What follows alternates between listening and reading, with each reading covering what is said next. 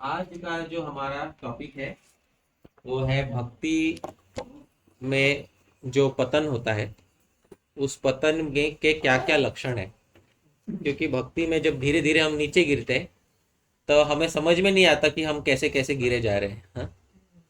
उठते समय तो समझ में आता है, ऊपर बढ़ते समय तो समझ आता है, नीचे गिरते समय ऐसी फिसलन होती है, हाँ, कि पता नहीं चलता हाँ कब 8वें फ्लोर से पहले फ्लोर पे आ गए हैं। समझ रहे हैं? हाँ? तो ये बात है। तो भक्ति में चढ़ते कैसे हैं, इसका तो क्रम सीक्वेंस बताया हुआ है भक्ति रसामृत सिंधु में रूप गोस्वामी जी ने। आदव श्रद्धा, पहला सबसे पहले क्या होता है? श्रद्धा। आदव मतलब पहले, हाँ। तो आदव श्रद्धा, सबसे पहले क्या होना चाहिए? श्रद्धा। श्रद्धा का अर्थ क्या होता है? हाँ, शास्त्र के अर्थ में विश्वास।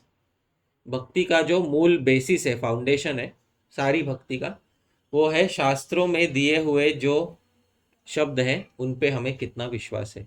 जिसका विश्वास है उसका भक्ति पे विश्वास है, और जिसका विश्वास नहीं है उसको नास्तिक मानना चाहिए। हमारे यहाँ पे भारत में इंडियन फिलोसफी में नास्तिक एथिस्ट किसको मानते हैं? जो भगवान पे विश्वास नहीं करता या जो वेद पे विश्वास नहीं करता। तो वेद पे विश्वास नहीं करता उसको नास्तिक मानते हैं, ये बात है। तो ऐसा नहीं कि जो भगवान पे विश्वास नहीं करता उस जो वेद पे विश्वास नहीं करता, क्योंकि भगवान सीधे सीधे प्रत्यक्ष आंखों से दिखाई तो देते हैं नहीं। हाँ, तो भगवान पे विश्वास करना ना करना ये तो थोड़ा जटिल विषय हो जाता है, कठिन हो जाता है। पर वेद तो आंखों से दिखाई देते हैं, कानों से सुनाई देते हैं। आंखों से दिखाई देने और कानों से सुनाई देने पर भी जो वेद में विश्वास नहीं रखता उसी को क्या कहा जाता है? नास्तिक। आप समझ रहे हैं? हाँ? तो बाहर के जगत में आप एथिस्ट बोलोगे तो एथिस्ट उसको बोलते हैं who is a disbeliever in God. But God तो किसी ने देखा नहीं आंखों से, तो बिलीव कैसे करेंगे? आप समझ रहे हो? हाँ, बिलीव भी कैसे करें और डिसबिलीव भी कैसे करें। हाँ, तो इसलिए कुछ लोग होता है एग्नोस्टिक हो जाते हैं। हाँ, एग्नोस्टिक जानते हो किसको कहते हैं? हाँ, किसी को, हाँ, नहीं, agnostic is not I don't care, agnostic is I don't no. आप समझ There गए? is someone, but I do not. हाँ, no don't want to know, नहीं, I don't know right now. If there is future में if there is some proof of God, then I will accept. And these are the same people who say that I don't believe in the God, but I believe in some energy. हाँ, Just may like be, हाँ, that they may say. statement. हाँ, actual statement of agnostic ये है कि I don't know if there is a god. समझ रहे हो? हाँ, तो the atheist is there is no god. Atheist says कि पक्का there is no god. Agnostic says I don't know if there is a god और not. हाँ, हाँ, सो हाँ, एपेथिस्ट। सो इस तरह से ये डिफरेंस है। तो इसीलिए वेस्टर्न वर्ल्ड में ये डिफरेंस हो गया है एथिस्ट और एग्नोस्टिक में। पर इंडियन सिविलाइजेशन में ये डिफरेंस नहीं है, क्योंकि कौन एथिस्ट है और कौन बिलीवर है इसका फैसला जो है वो इस पे किया जाता है कि आप वेद में श्रद्धा है क्या। हाँ, अब ये तो नहीं बोल सकता ना आई don't know if Veda exist और नॉट। वेदा तो एग्जिस्ट है, वो तो आपकी आंखों के सामने है। Now you have to select a side, whether you select a side, हाँ, कौन से साइड आप सिलेक्ट करते हो वो आपके ऊपर है। इसके ऊपर एक बहुत अच्छी बात है। एक एक फिलोसोफर था वेस्टर्न वर्ल्ड में, उसका नाम था पास्कल। पास्कल एक साइंटिस्ट भी था, पास्कल एक फिलोसोफर भी था वेस्टर्न वर्ल्ड में। तो पास्कल ने एक अपना थियरी बनाया और उसको नाम दिया पास्कल्स वेजर। पास्कल्स वेजर नाम दिया। वेजर मालूम है किसको कहते हैं? नहीं, वेजर किसको कहते हैं? बेट लगाते ना, जुआ, जुआ कहते हैं ना हाथों में, उसको वेजर, वेजर बोलते हैं। तो पास्कल्स वेजर, उसने एक अपना थियरी बनाया। ध्यान से थियरी सुनना, बहुत इंटरेस्टिंग थियरी है। तो पास्कल्स वेजर में क्या बोला जाता है? पास्कल बोलता है देखो, जिंदगी में एक समय आता है जब हर कोई जुआ खेलता है, और वो पैसे वाला जुआ नहीं। तुम्हारे सामने दो पत्ते हैं, एक पत्ते पे लिखा हुआ है कि भगवान है, दूसरे पे लिखा हुआ है भगवान नहीं है। तुम उसमें से जिंदगी में कोई एक समय आएगा जिसमें से तुम एक पत्ता खींच के अपने जेब में रखने वाले हो। हाँ, नहीं, you are going to decide how you are going to live your life. भगवान है ऐसी जीवन जीना चाहते हो या भगवान नहीं है, ऐसे जीवन जीना। At certain point of time in your life आप लोग एक पत्ता खींच के अपने मन में रख लेते हैं और उसी तरह से जीवन जीते हैं, है कि नहीं? Everybody agrees? तो पास्कल बोलता है कि समझदारी वो पत्ता खींचने में है जिसमें नुकसान सबसे कम हो और फायदा सबसे ज्यादा हो। सही बात है नहीं? बेट लगाना मतलब सेफ बेट लगाना है या अनसेफ बेट लगाना है? कैसा बेट लगाना? सेफ बेट लगाना है। तो बोलते दोनों पत्ते ले लेते हैं, एक तो देर इज नो गॉड और देर इज गॉड। तो मान लो आपने ये फैसला किया कि देर इज नो गॉड और ऐसा आप आगे का जीवन जीने वाले हो, तो फिर आगे दो पॉसिबिलिटीज हो सकते हैं। क्या पॉसिबिलिटीज हो सकते हैं? मरने के बाद पता चले कि there is actually no god. समझ में आ रहा है? तो अगर मरने के बाद पता चला कि actually there is no god, तो पास्कल बोलता है फिर आप में और जो आस्तिक था, थीस्ट था, बिलीवर था, उसके डेस्टिनेशन में कोई फर्क नहीं होगा, क्योंकि आप भी मरने के बाद धूल मिट्टी बन जाओगे, भगवान तो है ही नहीं। आप समझ रहे हो? हाँ। और जो बेचारा नहीं, जो बिलीव कर रहा था बेचारा थोड़ा दुख में जिएगा, लेकिन मरने के बाद वो भी क्या बन जाएगा? हाँ, धूल मिट्टी बन जाएगा, है कि नहीं? मरने के बाद आपको भी पता नहीं होगा कि आपने कितना एंजॉय किया, और उसको भी पता नहीं होगा क्योंकि मृत्यु हो गई होगी। हाँ? अच्छा, लेकिन अगर आप नास्तिक बन के जिए, आपने ये पत्ता खींचा है, और अगर मरने के बाद भगवान है, तो बहुत भारी दिक्कत हो जाएगी। समझ रहे? हाँ? तो सेफ बेट कौन से पत्ते पे है कि भगवान नहीं है या भगवान है? आप समझ रहे हो? इसको पास्कल्स वेजर कहते हैं। एक क्लासिकल वेस्टर्न आर्ग्यूमेंट है जिसे हमें समझना चाहिए। तो मैं इसलिए इसका कनेक्शन बिठा रहा था क्योंकि कोई भी सिस्टम ऑफ रिलीजन हो, उसमें पहले श्रद्धा होती है। क्या होती है? श्रद्धा। श्रद्धा क्यों होती है? पहले फल की प्राप्ति क्यों नहीं हो जाती? डायरेक्टली पहले हमको रिजल्ट क्यों नहीं मिलता?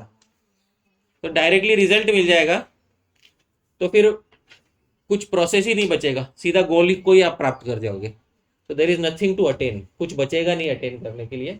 और ह्यूमन लाइफ का सक्सेस किसको मानते हैं? किसी भी लाइफ का सक्सेस उसको मानते हैं जिसमें वो कुछ अटेन करता है। जैसे किसी ने चींटी का जन्म लिया, तो चींटियों के एक झुंड के साथ मिलके रह के एक बड़ा कॉलोनी बनाना, ये उस जीवन का क्या माना जाएगा? सक्सेस। आप समझ रहे हो? हाँ, आपने बड़ा मेट्रोपॉलिटन सिटी बना लिया जमीन के नीचे। हाँ, ये चींटी के जीवन का क्या माना जाएगा? सक्सेस। हाँ? अब आपने एक नई नवेली चींटी ले ली और उसको एक दूसरे किसी चींटियों के समूह में डाल दिया, बचपन से उसको सब मिल गया, उसके लिए कुछ अचीवमेंट नहीं रह जाएगा। आप समझ रहे हैं?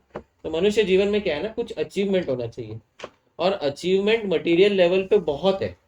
आप पैसा कमा सकते हो, आप क्या कहते हैं, बड़ा परिवार बना सकते हो, है कि नहीं? सब बहुत सारे अचीवमेंट है। धर्म, अर्थ, काम और मोक्ष, बहुत सारे अटेनमेंट। पर मनुष्य जीवन का अल्टीमेट अटेनमेंट क्या है? तो वो धर्म, अर्थ, काम और मोक्ष के परे है, वो भगवान की प्राप्ति है। क्या है?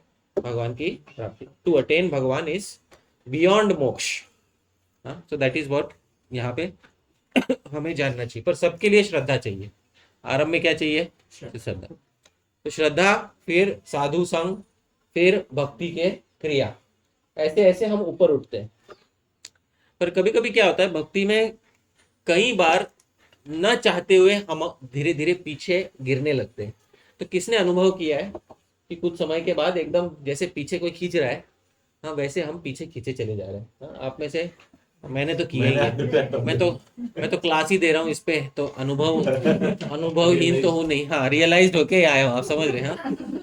हाँ? इसीलिए हाँ, आप एक रियलाइज व्यक्ति से बात कर रहे हैं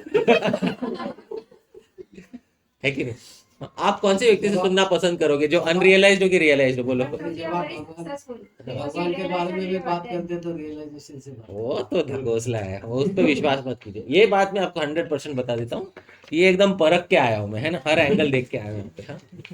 तो पीछे कैसे गिरते हैं भक्ति में, ये भी हमें जानना चाहिए। और परम गति प्रभु यहाँ पे उनके गुरु महाराज है श्री श्रीमद भक्ति धीर दामोदर महाराज। तो उन्होंने एक बात बहुत अच्छी कही थी कि कुछ वर्षों के बाद मुझे ऐसा लगता है कि इस्कॉन वापस से ज्वाइन कर लेना चाहिए। आप समझ रहे हो? हाँ?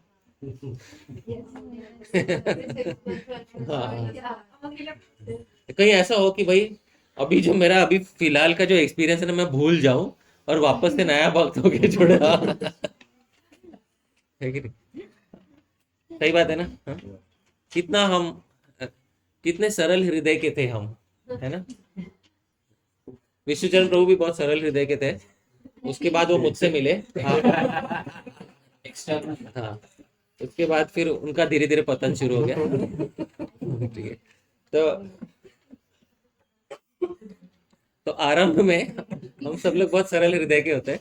धीरे धीरे बाद में क्या होने लगता है, थोड़ा हमारा हृदय थोड़ा सा कपटी हो जाता है, क्रुकेड हो जाता है, और उसकी वजह से फिर हम धीरे धीरे पीछे गिरने लगते हैं। तो आज हम जानेंगे कि क्या कारण है कि हमारे हृदय में वो सरलता नहीं रही। जब आज हम वृंदावन जाते हैं तो बहुत सारे लोग हमको मिलते हैं जो पहली बार वृंदावन आए हैं। बोले देखो आप हर जगह प्रणाम कर रहे हैं, अरे अरे प्रभु जी आप मिल गए हमको, हमारे तो भाग खुल गए हैं। हमारे मन में आते काहे के भाग खुल गए। समझ रहे हैं? हमारा मन सोचता अभी तक तूने वृंदावन देखा नहीं है। जब 2-3 साल बिताना है तो उसके बाद पता चलेगा। तो मुझे बताइए कि किसकी परिस्थिति ज्यादा अच्छी है, जो नया नया वृंदावन में आया है और जिसके मन में बहुत अच्छी श्रद्धा है, या जो 2-3 साल बिता के पूरी श्रद्धा उड़ा के बैठा है। कौन किसकी परिस्थिति, किसका सिचुएशन ज्यादा अच्छा है, बताइए मेरे को। नया For that moment only. हाँ, फॉर दैट मोमेंट ओनली। देख Initially progress was there and then later. हाँ, इनिशियल प्रोग्रेस था, फिर सब सपाट हो गया एकदम एक झटके में, सब है कि नहीं। हाँ, आप उसको कोई भी नाम दो, ये सब कुछ भी टेक्निकल नाम दे सकते हैं आप उसको। हाँ, वो तो आचार्यों ने नाम दे दिया, ठीक है, पर उसका इफेक्ट तो हमें रियल लाइफ में झेलना पड़ रहा है ना। आप उसको बड़े टेक्निकल टर्म में बांध दो, घन तरला, है कि नहीं। विश्वनाथ चक्रवर्ती ठाकुर ने भी ये शब्द बनाए हैं, पर वो सिर्फ शब्द बना देने से हमारे हृदय को ठंडक थोड़ी पहुंचेगी। हमारा हृदय तो उससे अभी बिंधा हुआ है इस समय, हमको उसका दुख हो रहा है इस समय, है ना। तो केवल ये बता देने से कि आप कठिनाई में हो और उस कठिनाई को एक कॉम्प्लिकेटेड नाम दे देने से हमारी प्रॉब्लम सॉल्व नहीं होने वाली है। हमारी प्रॉब्लम ये है कि हम लोग इस्कॉन वापस से ज्वाइन करने वाली जो फीलिंग है शुरुआत में, जहाँ हमारे मन में अच्छी श्रद्धा बैठी हुई थी, जब हमारा मन कोमल था, वैसा मन हमारा कोमल नहीं रहा। तो अब इससे क्या प्रभाव पड़ता है हमारी भक्ति के ऊपर, और इससे हमें सबसे मुख्य प्रभाव, मेन इफेक्ट क्या होता है, और उससे हमें कैसे धीरे धीरे निकलना है, उस विषय में आज थोड़ा सा चर्चा करेंगे, थोड़ा डिस्कशन करेंगे। ठीक है, मैं कोशिश कर रहा हूँ कि सरल सिंपल हिंदी बोलूँ, ठीक है। हाँ, जटिल हिंदी, कॉम्प्लिकेटेड हिंदी नहीं बोलूँगा, ठीक है, ताकि सब लोगों को समझने में आसानी हो। हाँ, ठीक है। तो सबसे मुख्य बात यह है, हमारे आचार्यों ने सब चीज के विषय में, सभी के चीजों के बारे में सोचा बहुत, और श्री जीव गोस्वामी जी ने एक बात इसमें बताई कि लोगों के मन में एक भावना बैठ जाती है कुछ समय के बाद, एक फीलिंग बैठ जाता है कुछ समय के बाद, कि भक्ति में ये जो सब रिजल्ट प्रॉमिस किए गए ना, सब फल बताए गए ना, ये एक्चुअली बढ़ा चढ़ा के बोला गया है। आप समझ रहे हो? हाँ, इसको एक टेक्निकल टर्म है। देखो, हर चीज का एक टेक्निकल टर्म दे देने से क्या होता है, उस चीज का एक कंसेप्ट बन जाता है मन में। आप समझ रहे हैं? हाँ, तो ये जो फीलिंग है मन में हमारे आती है कि हाँ, बोलते तो बहुत, तो प्रभु जी बोलते थे, हमको सिखाते थे, नहीं कि हम नए नए थे तब हमारे पुराने से प्रभु ने सिखाया नहीं था क्या कि एक बार शुद्ध नाम लोगे। हाँ, क्या था सौरभ प्रभु, बताओ क्या बोला था एक, हाँ बताओ तो सही। हाँ, नहीं, एक बार शुद्ध नाम लोगे तो क्या होगा? अनेकों पाप कट जाएंगे जो आपने किए तक नहीं। हाँ, जो पाप किए तक नहीं है, जो पाप किए नहीं है वो कट जाएंगे। इतनी क्षमता है कि, हाँ, वो एक नाम में इतनी क्षमता है। शुद्ध। हाँ, बाद में टीकाकार आते हैं। हाँ, तो टीकाकार बाद में आएंगे। पहले एक नाम में उतनी क्षमता है पाप धोने की जितनी आप में पाप करने की क्षमता नहीं है। तो मैं पहली बार सुना था तो मेरे मन में तो आनंद की लहर उठ गई थी। हाँ, मेरे को ऐसे समझाया गया था कि आपने जो पाप अभी तक किए नहीं है वो भी धुल जाएंगे। मैंने कहा आज ही जब के नया लाइसेंस बना लेता हूँ, समझ रहे हैं? क्योंकि अब नए पाप करने का लाइसेंस तो ऐसे ही बन सकता है। लेकिन फिर तुरंत बताया गया, उसी के बाद बोला गया, लेकिन इसके बल पे पाप नहीं कर सकते, नहीं तो अपराध हो जाता है। एक अपराध होता है to commit sins on the strength of chanting Hare Krishna. बाप रे, वो सुबह सुबह बोलते थे ना वो, हाँ वो एक अपराध। To commit sins on the strength of chanting the holy name. वो सुबह सुबह मंगल आरती में बुलाते थे और वो बोलते थे ना, तो जैसे प्रिंसिपल रूल्स पढ़ता है ना रोज सुबह, कहाँ क्लास की असेंबली में, वैसा मेरे को लगता था। हाँ तो बाकी सब मंगल आरती अच्छी लगती थी, पर ये सब नियम बताए जाते थे ना, तो मेरा हृदय थोड़ा सा दब जाता था, क्योंकि इतना सब भगवान के नाम की क्षमता बताई गई है, पर उसका मैं यूज नहीं कर सकता। हाँ, समझ रहे हैं? कुछ यूज नहीं कर सकता उसका। तो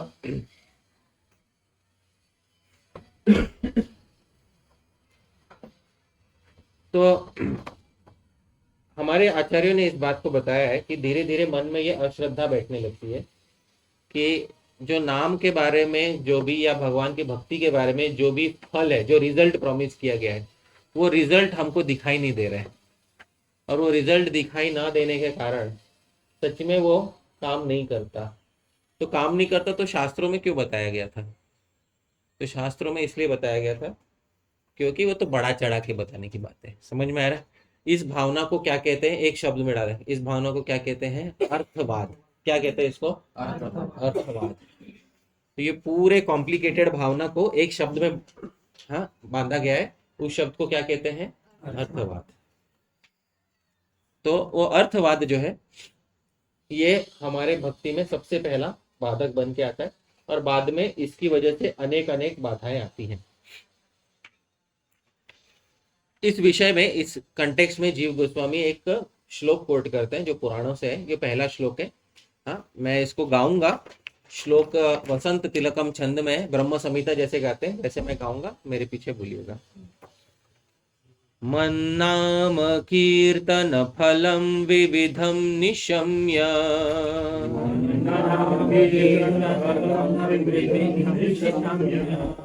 न श्रद्धाति मनुते यदुतार्थवादम्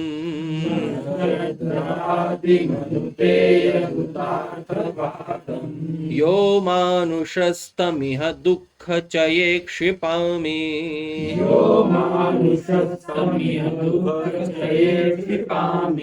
संसार घोर विविधार्ति निपीडितांगम।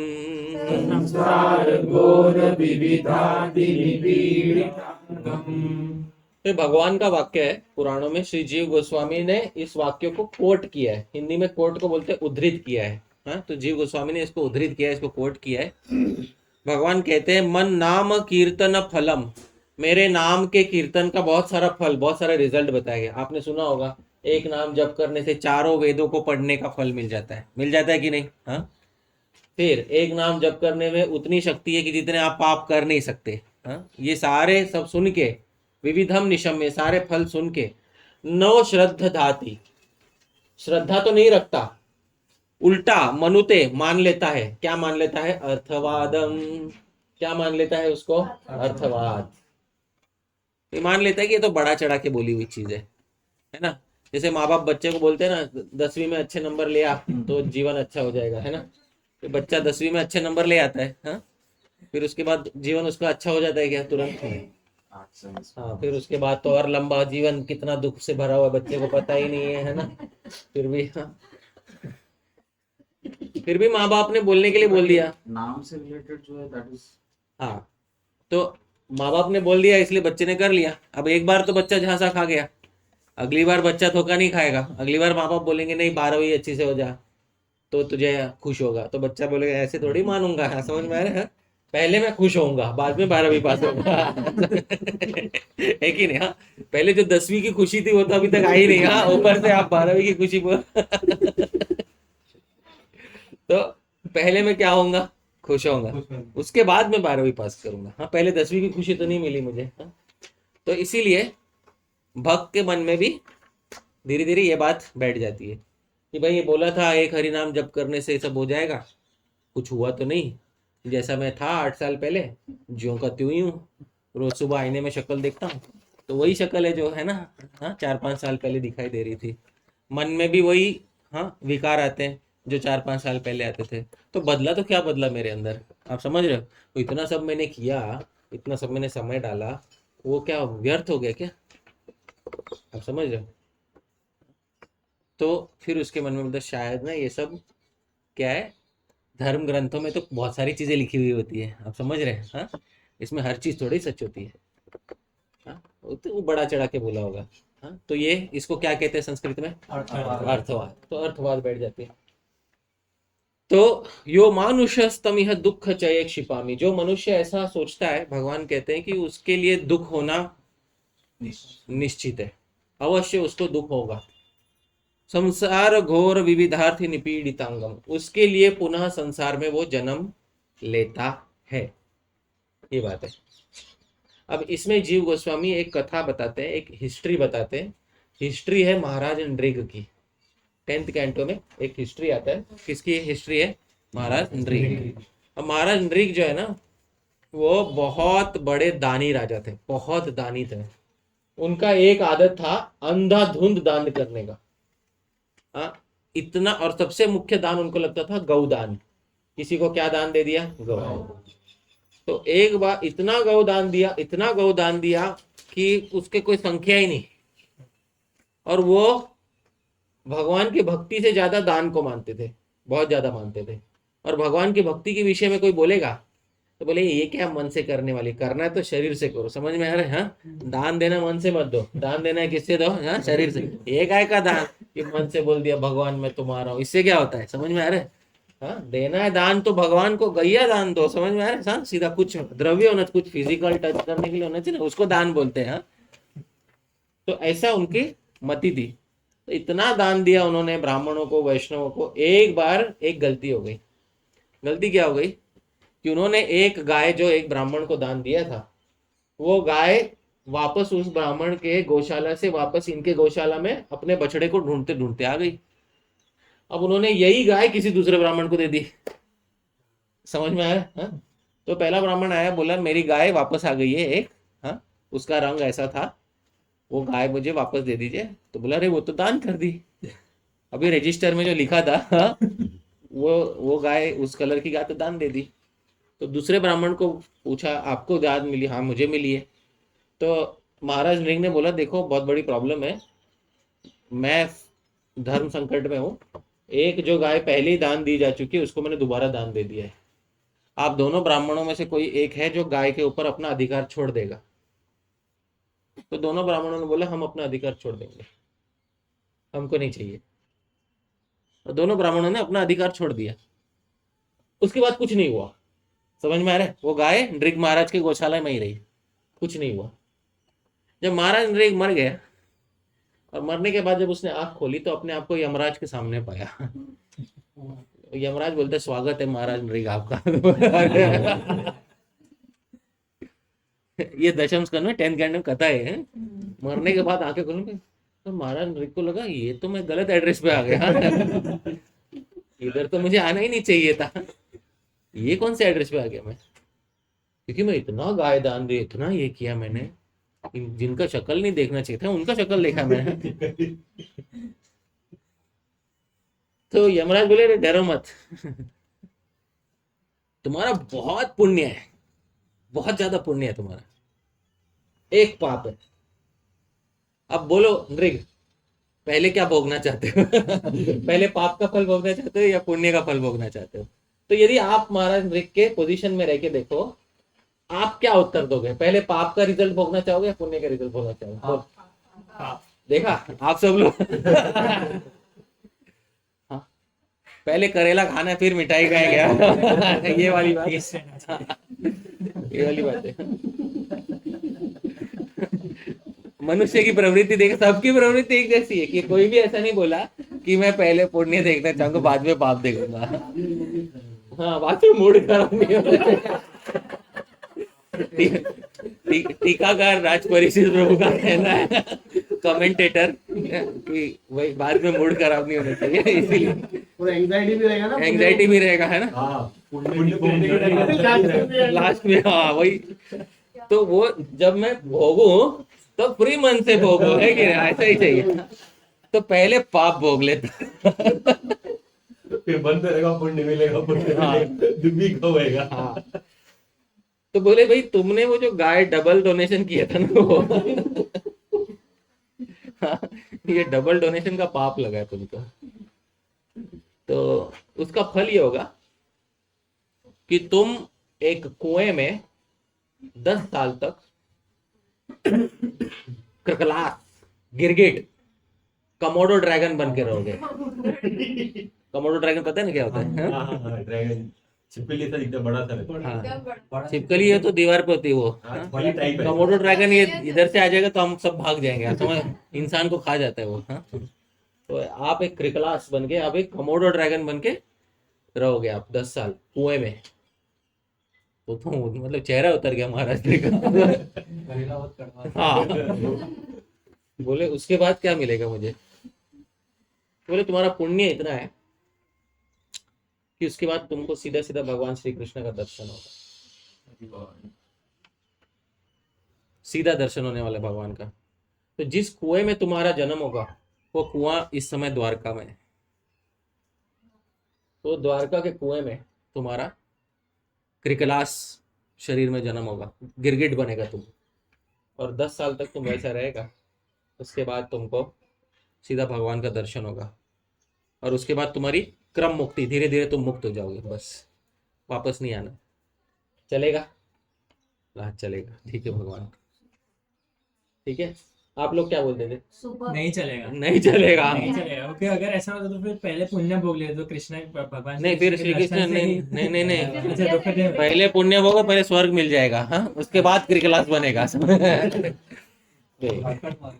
हाँ, प्रभु जी को ये भी चाहिए, हाँ, पहले स्वर्ग भी ले लो, फिर वो उतना, वो तो सब पुण्य खत्म कर दोगे ना स्वर्ग में आप अपना। हाँ? के टाइम पे नाम जपेंगे ना। हाँ, इसलिए मुझे संडे प्रोग्राम पसंद है। यहाँ पे ना बहुत बहुत कमेंट। हाँ, ऊंचे ऊंचे टीकाकार आते हैं यहाँ पर।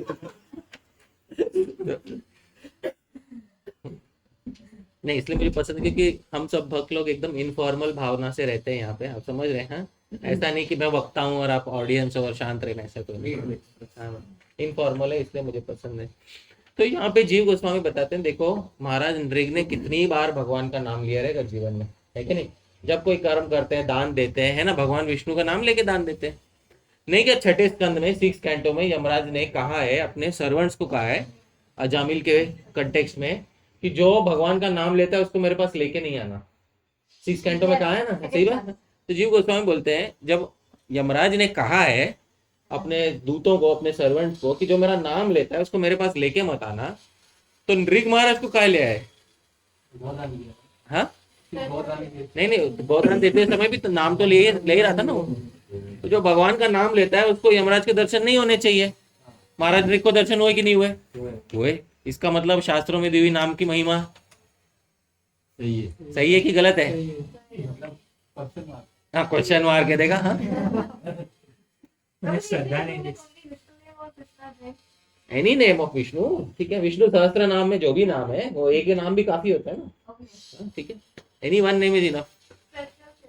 हाँ, ये स्पेशल है तो ऐसा नहीं चल सकता। हाँ, तो जीव गोस्वामी बताते हैं इसका कारण, the reason for this that Maharaj Nrig saw Yamraj even though he was such an authentic pious person, इतना दान पुण्य करने वाले व्यक्ति थे, कि बिकॉज ही हैड, उनके मन में ये दोष था कि गौ दान देना तो बहुत अच्छा है, ये नाम वाम से उतना नहीं होता है। समझ में आ रहा है? हाँ, ये अंडरमाइनिंग जो है। हाँ, तो यमराज ने जो बोला था उन लोगों को मेरे पास लेके आना जो सच में भगवान के नाम में श्रद्धा रख के नाम जप करते हैं, उन लोगों को लेके आना। पर ये नाम में श्रद्धा नहीं था इसका, ये नाम के जप को क्या मानता था? टेक्निकल टर्म, हाँ, अर्थवाद। क्या मानता था?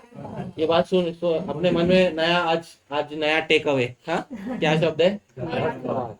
तो ये अर्थवाद, ये एक टेक्निकल टर्म है वेदों का। इसका मतलब यह है किसी चीज की बहुत प्रशंसा की जाती है जैसी उतनी होती नहीं है। आप समझ रहे हैं? हाँ, बढ़ा चढ़ा के बताया जाता है। हाँ, जैसे गाड़ी बेचनी हो, सेकेंड हैंड अपनी निकालनी हो, हाँ, तो अर्थवाद किया जाता है उसमें, है कि नहीं? हाँ, क्या गाड़ी समझ में आ रहा है? नहीं से भी अच्छी। हाँ, नहीं से भी अच्छी है।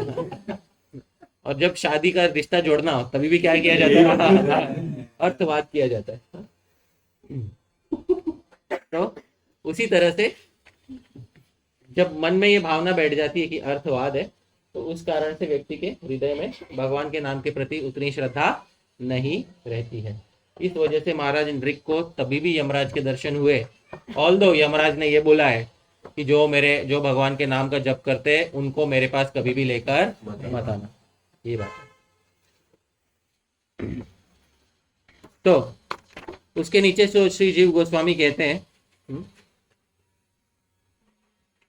मेरे पीछे बोलिए यतः, यतः लिखा है ना बीच में, हाँ मेरे पीछे बोलिए यतः कौटिल्यम अश्रद्धा भगवन्निष्ठा च्यावक त्वंतरा विनिवेशो भक्ति शैथिल्यम स्वभक्त्यादि कृत मानित्वम इत्येवं आदि बोलते हैं कि जिसके मन में ये बैठ जाता है अर्थवाद, हाँ जिसके मन में थोड़ा सा ये बैठ जाता है, उसके मन में 5 दोष उत्पन्न हो जाते हैं। कितने दोष उत्पन्न हो जाते हैं? 5 दोष, 5 फॉल्ट आ जाते हैं। 5 फॉल्ट क्या है, जीव गोस्वामी ने बहुत अच्छे से एनालाइज किया है, ध्यान से सुनना है कि 5 फॉल्ट क्या समझना है। ये अपने एनालिसिस के लिए, दूसरों को बताने के लिए नहीं, ये तुम्हारे मन में ऐसा नहीं, समझ में आया? अपने एनालिसिस के लिए होता है ये, हाँ? क्योंकि कभी कभी क्या होता है, हम ये सब पढ़ते हैं दूसरे का डंडा मारने के लिए, है कि नहीं? हाँ? तो शास्त्र दूसरे को डंडा मारने के लिए नहीं पढ़ना चाहिए, हाँ? शास्त्र खुद के सर पे डंडा चलाने के लिए पढ़ना चाहिए, हाँ? शास्त्र ये शास्त्र धातु से बना है, शास्तु धातु। शास्त्र धातु होती है शासन करने के लिए। शासन को इंग्लिश में क्या कहते हैं? डिसिप्लिन। तो सेल्फ डिसिप्लिन के लिए होता है कि दूसरों के डिसिप्लिन के लिए होता है? Self discipline. हाँ, गुरु जो होता है वो शिष्यों को डिसिप्लिन कर सकता है। तो यदि हम किसी के गुरु नहीं है तब हमको तब तक उस व्यक्ति को डिसिप्लिन नहीं करना चाहिए जब तक वो व्यक्ति सामने से चल के हमसे कुछ पूछ नहीं रहा। आप समझ रहे हैं? तो ये बात हमें ध्यान में रखनी चाहिए। ये जो हम पढ़ रहे हैं ये हमारे आत्म मंथन के लिए, हमारे सेल्फ इंट्रोस्पेक्शन के लिए हम पढ़ रहे हैं। इसमें 5 दोष बताए गए हैं। पहला दोष है कौटिल्यम। कौटिल्यम का अर्थ होता है कुटिलस्य भाव, कुटिलता की भावना। इंग्लिश में एक शब्द में बोलेंगे तो क्रुकेडनेस। क्या बोलेंगे? क्रुकेडनेस। तो भक्त के मन में सबसे पहले क्या उत्पन्न होता है? कौटिल्य, क्रुकेडनेस उत्पन्न होता है। क्यों क्रुकेडनेस उत्पन्न होता है? क्योंकि वो देखता है कि इतना सारा फल है बताया गया है पर वो फल हमको मिला नहीं, ये बात है। तो इससे सबसे पहले भक्त के मन में क्रुकेडनेस आ जाता है। इसका मतलब मुझसे झूठ बोला गया है। आप समझ रहे हो? हाँ, और अगर मुझसे झूठ बोला गया है, हाँ, तो अगर कोई मुझसे कुटिलता करता तो मैं तो 100 गुना कुटिल हूँ। आप समझ रहे हैं? हाँ, ये भावना मन में आ जाती है। इसलिए सबसे पहले कुटिलता का दोष होता है। इस दोष का व्याख्यान करते, एक्सप्लेन करते समय कहते हैं, दुर्योधन का उदाहरण देते हैं।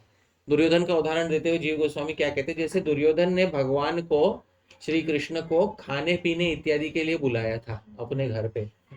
आपको पता है दुर्योधन की जो रसोई थी उसका जो क्या कहते हैं बुफे था, हाँ, वो बुफे बहुत ही उत्कृष्ट दर्जे का था। यद्यपि उसको बुफे नहीं कहना चाहिए क्योंकि बुफे में और पहले के भोजन में अंतर होता था। क्या अंतर होता था? बुफे में खुद को लेना पड़ता है, समझ रहे हैं? पहले के भोजन में परोसा जाता था, हाँ? तो बुफे में और भोजन में अंतर होता है। मुझे एक बार एक भक्त ने बताया था, बुफे ये ना जेल से निकला है ये। आप समझ में आया? जेल में लोग ऐसे खड़े रहते हैं ना कटोरा लेके अरे भाई दे दे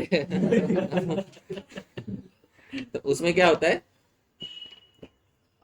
उसमें आप ना आपका स्तर नीचे गिर जाता है बुफे में, क्योंकि आपको ये भावना हो जाती है कि अब तो मैं मांगने जा रहा हूँ। आप समझ रहे हैं?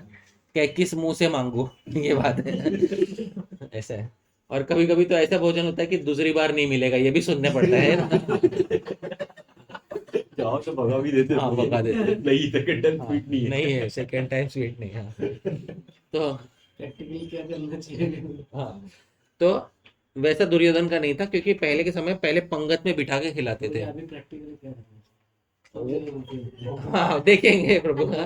मैं उदाहरण दे देता हूँ, मैं आपका प्रश्न रखता हूँ कथा के बाद के लिए। लेकिन दुर्योधन का वैसे नहीं था। पहले के समय में लोग को जिसको खिलाना है पहले उसको नीचे बिठाते थे, क्योंकि जैसे ही व्यक्ति ऊपर उठता है उसकी सांस चढ़ जाती है। आप समझ रहे? प्राण ऊपर की ओर उठते हैं और खाते समय वो उठ बैठ। आप समझ रहे हो? हाँ, ये उचित नहीं है। व्यक्ति एक जगह पे बैठा रहे और फिर उसको स्थिर होकर उसको सही समय पे खिलाया जाए और फिर दूसरे लोग आके उसको परोसें। उसमें उसकी डिग्निटी भी होती है कि हाँ भाई तुम आए हो मेरे पास, समझ में आ रहा है, मैं नहीं आया तुम्हारे पास, तुम आए मेरे पास।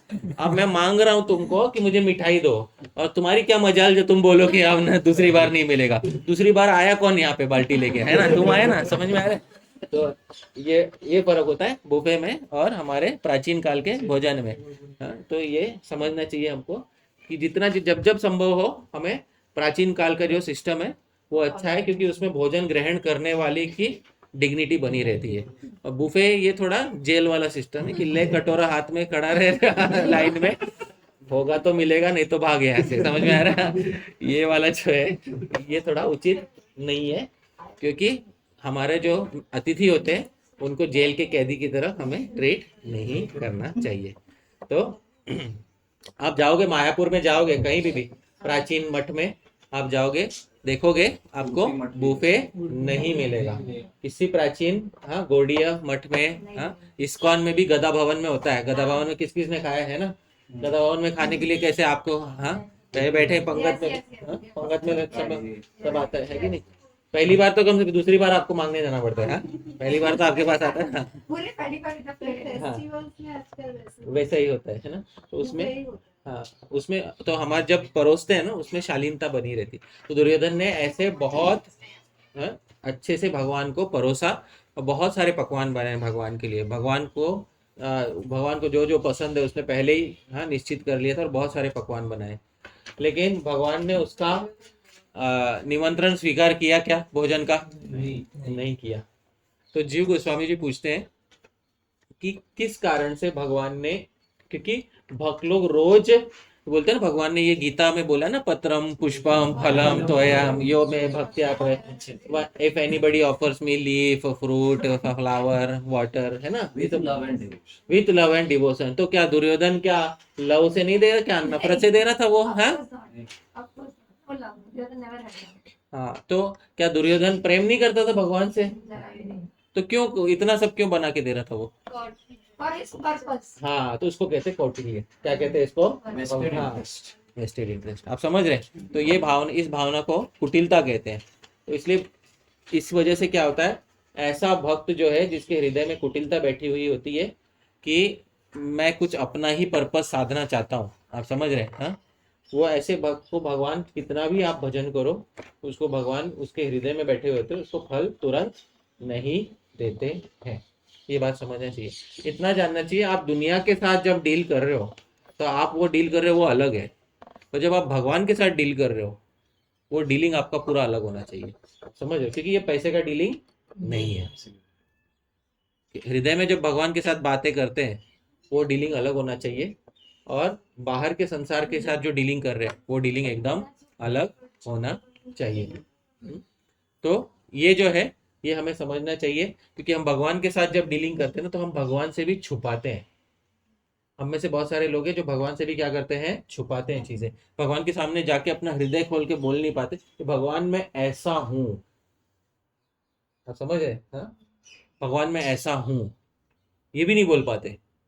क्यों नहीं बोल पाते? हमको अपने आप पर ही शर्म आती है। सही बात है कि नहीं, हाँ? तो इसको रूप गोस्वामी बोलते परिहारे पी लज्जा में, मुझे तो बोलने में भी शर्म आती है कि मैंने क्या किया है। रूप गोस्वामी एक बार भक्ति रसामृत सिंधु में एक जगह पे एक प्रार्थना में बोलते हैं, मत तुल्यो नास्ति पापात्मा ना पराधी च कश्चन परिहारे पी लज्जा में किम ब्रुवे पुरुषोत्तम। मेरे समान कोई पापी और कोई अपराधी नहीं होगा, मुझे बोलने में भी शर्म आ रही है कि मैंने क्या किया है और क्या बोलूं भगवान, ऐसा। तो कुछ कुछ लोग जो है ना, वैसे रूप गोस्वामी तो बहुत सरल हृदय के हैं, पर कुछ कुछ लोग क्या कहते हैं, भगवान से अपना हृदय भी खोल के बात नहीं करते, क्योंकि उनको ये भी श्रद्धा नहीं है कि ये सुन भी रहे क्या। समझ में आ रहा है, हाँ? उनको ये भी श्रद्धा नहीं है ये सुन भी रहे क्या, वही श्रद्धा ही नहीं है, हाँ? तो बोलेगा क्या आदमी, दीवार से तो बात नहीं करेगा, समझ में आ रहा है, हाँ? तो जब उसके हृदय में उतनी भी श्रद्धा नहीं है तो उसके हृदय में कुटिलता भर जाती है। क्या भर जाती है? कुटिलता। फिर जब कुटिलता भर जाती है तो ऐसे व्यक्ति के 100 तरह के सेवा करने पर भी भगवान की प्रसन्नता उसमें नहीं होगी। ठीक है, हाँ, थोड़ा इस साइड, हाँ, ये वाला, बस अब ठीक है। तो माता जी लाइट ट्यूबलाइट लगा देंगे। हाँ बस दूसरा ट्यूबलाइट है, ठीक है। इसको कहते हैं कौटिल्य। क्या कहते हैं इसको? कौटिल्य। जीव गोस्वामी बताते हैं, अभी उनके समय की बात कर रहे जीव गोस्वामी, कि बोल रहे आजकल लोगों में ये बहुत बढ़ गया है, ऐसा जीव गोस्वामी कहते हैं। हाँ? तो कितने साल पहले, 450 साल पहले की बात कर रहे हैं, ठीक है।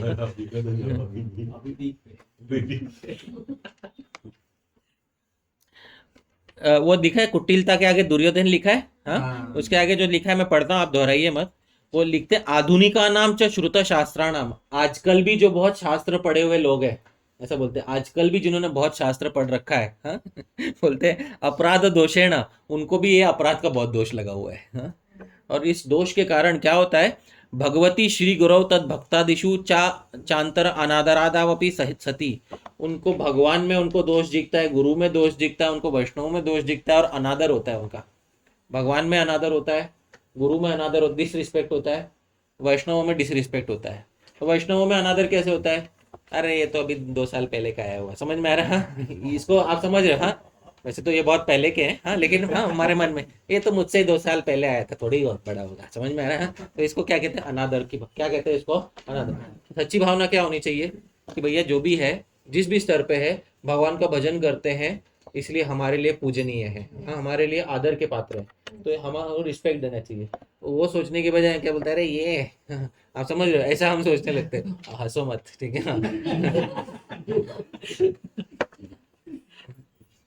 तो प्रभु जी शायद मेरे बारे में ऐसा सोचते होंगे।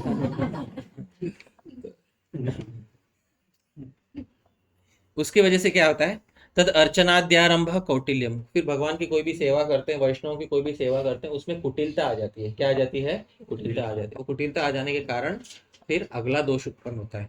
अगला दोष क्या था हमारा? नीचे क्या दूसरे नंबर पे क्या था? अश्रद्धा। अश्रद्धा मतलब किसी भी विषय में, किसी भी व्यक्ति में जरा भी विश्वास न रहना, इससे मेरा लाभ नहीं होगा, हाँ, इससे क्या होगा? मेरा लाभ नहीं होगा। तो भक्ति तो कर रहा हूँ, और बार बार संडे को चला भी जाता हूँ प्रोग्राम में, हाँ, उस दिन तो हाँ बहुत श्रद्धा दिखा देता हूँ, फिर जैसे ही मंडे आता है, हाँ, फिर श्रद्धा किस में बदल जाती है? अश्रद्धा। और जैसे ही श्रद्धा अश्रद्धा में बदल जाती है, हाँ, फिर उसके बाद मंडे टू फ्राइडे सैटरडे अश्रद्धा में निकल जाता है। फिर अरे संडे आ गया, चलो चलो धोती कुर्ता पहनो और श्रद्धा दिखाओ, समझ में आया? तो मंडे टू सैटरडे अश्रद्धा, संडे को अचानक से क्या? श्रद्धा। फिर मंडे टू सैटरडे अश्रद्धा, संडे को फिर श्रद्धा। ऐसे नहीं चल सकता, हाँ। उसके लिए क्या होगा? कंसिस्टेंसी होना होगा, एक कंटिन्यूअस श्रद्धा होनी चाहिए। तो अश्रद्धा आती है, अश्रद्धा का व्याख्यान करते हुए कहते हैं, दृष्टे श्रुते भी तन महिमादव विपरीत भावनादिना विश्वासा भाव। कभी कभी देखने में भी आता है कि कोई भक्त आगे बढ़ गया है, ये भक्त सच में आगे बढ़ गया, ये भक्त सच में प्रेम के लक्षण प्राप्त, ये भक्त देखो इसको कितना शास्त्रों का ज्ञान है, हाँ, सीधा देखने में आता है, अरे ये सामने सामने ये व्यक्ति था हमारे, हाँ, ये भक्त रो रहा था भगवान के लिए, अरे इमोशनल हो गया होगा, छोड़, समझ? हाँ, इसको कहते हैं अश्रद्धा। क्या कहते हैं इसको? अश्रद्धा। दिखाई दे रहा है आंखों के सामने, हाँ, कि अरे भाई हाँ ये भक्त सच में एडवांस हो गया, सामने दिखाई दे रहे, देखो ये भक्त होता है। पता इतिहास में लिखा हुआ है कि प्रभुपाद जी आए थे, प्रभुपाद जी गौर निताई का स्मरण करते समय रो रहे थे, आप समझ? हाँ, इतिहास में लिखा हुआ है ये, हाँ, सबको पता है ना। मन सोचता है हाँ तो ठीक है, वो तो भावना कभी भी आ जाती है, समझ में आ रहा है? हाँ, वो तो प्रभुपाद जी थे, हाँ, तो भगवान के धाम से आए थे, समझ में? तो ये इसको हृदय में बैठ जाने, इस भावना को क्या कहते हैं? अश्रद्धा। तो दिखने के बाद भी शास्त्रों में लिखा है, हाँ, वो नहीं मानना, वो तो अलग लेवल पे, ये तो अलग ही लेवल पे आंखों के सामने दिख रहा है फिर भी नहीं मान रहा है। इसका उदाहरण देते समय जीव गोस्वामी जी दुर्योधन का उदाहरण देते हैं, यथा दुर्योधन कि दुर्योधन ने आंखों के सामने भगवान का विश्व रूप देख लिया था। है ना? कब देखा था विश्व रूप? जब भगवान शांति दूत बनकर आए थे, हाँ, बोले थे कि अरे भाई, हाँ, थोड़ा सा, हाँ, ग्वाले को बंदी, थोड़ा समझौता कर लो, कॉम्प्रोमाइज कर लो, हाँ, पांडवों को कितने गांव दे दो? 5 गांव दे दो। सुई की तीखी नोक, नोक नहीं बोला, क्या बोला? तीखी नोक, सबसे तीखी नोक वाली जो सुई रहेगी ना, उस नोक जितनी भूमि भी नहीं दूंगा मैं। तो भगवान जाने भी लगे, हाँ, और जाने लगे तो जाने देता था उससे,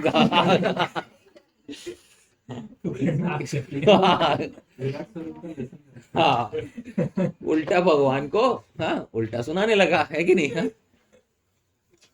तुमको बुलाया हमने खाने के लिए, हाँ, तुम किसका पक्ष ले रहे हो? तुमको इतना सारा, तुम लायक नहीं हो हमारे भोजनालय के, समझ में आ रहा है? ऐसा बोलने लगा।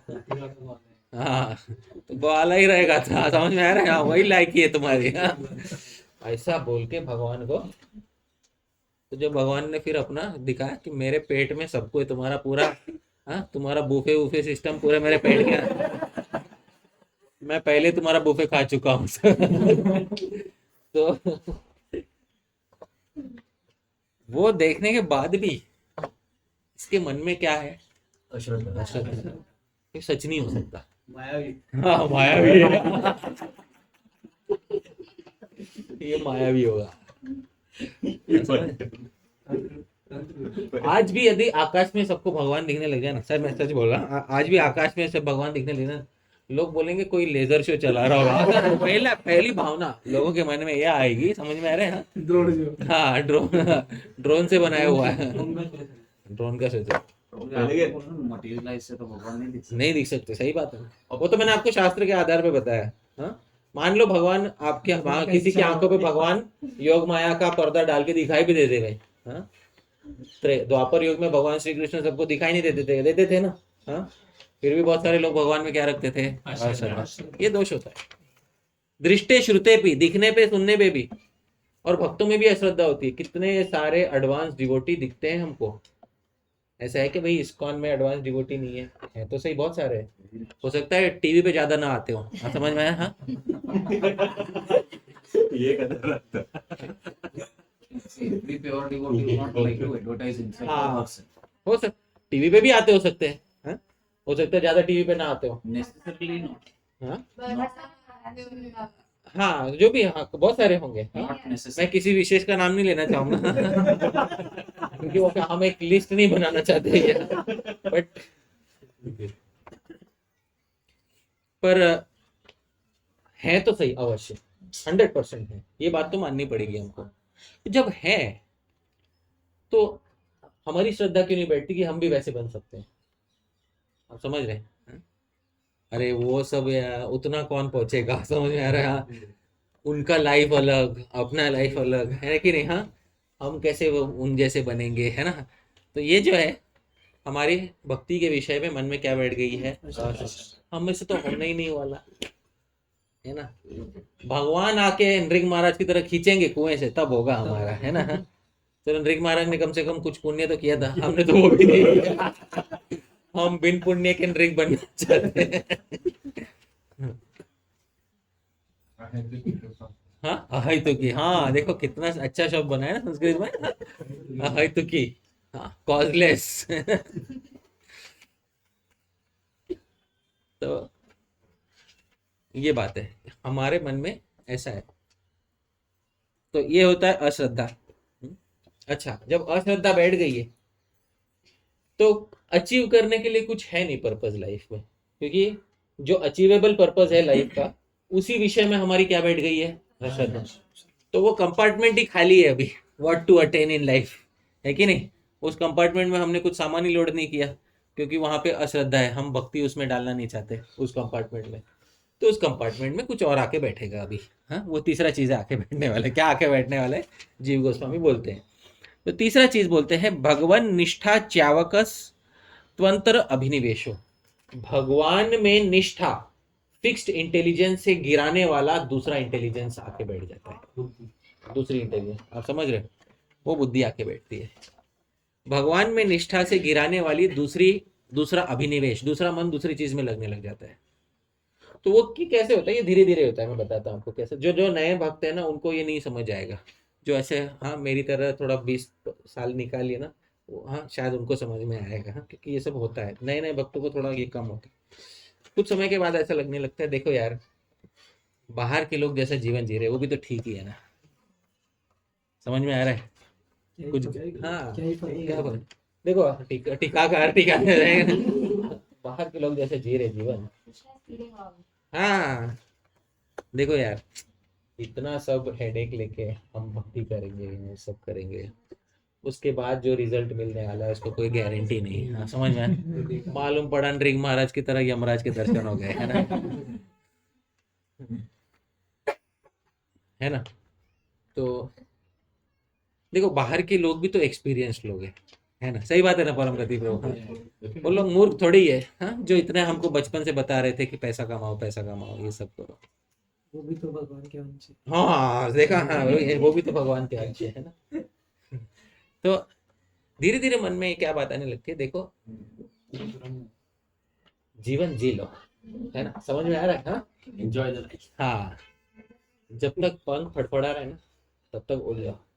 बुढ़ापे में तो वैसे भी भजन है ही, है ना? क्या ही करें? और क्या ही करना है। हाँ? उसको सूरदास जी बोलते थे, पता है क्या? हारे को हरि नाम। हारे हारे हुए व्यक्ति को एंड में क्या रह जाता है? हरि नाम। सीधी सीधी बात है ना? तो उसको कहते हैं हारे को हरि नाम। तो सूरदास जी ने एक कविता लिखा है, उसमें पहले बोलते हैं, देखो द्रौपदी जो है वो जब तक एक हाथ से भी साड़ी पकड़ी रही तब तक भगवान नहीं आए। द्रौपदी को क्या करना पड़ा? दोनों हाथ छोड़ना पड़ा। गजेंद्र भी जब तक लड़ता झगड़ता रहा तब तक भगवान बचाने नहीं आए। जब गजेंद्र ने सब साहस छोड़ दिया तब जाके भगवान आए। इससे समझ में आता है एक बात, क्या? हारे को ये बात समझ में आ रही है? तो एंड में तो सब हार नहीं है, अभी से काय को हार बैठो। समझ में आ रहा है? End तक कोशिश। हाँ, दोनों एंजॉय करें, हाँ, मटेरियल भी एंजॉय करें, स्पिरिचुअल भी करेंगे।